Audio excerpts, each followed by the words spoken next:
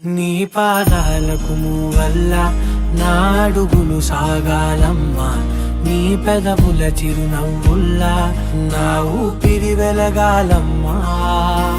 నిరంతరం నీ చంటి పాపల్లే ఉండాలి నేనన్నాళ్ళకి, నిన్ను దిలెంతగా ఎదగాలనుకోనే అమ్మా.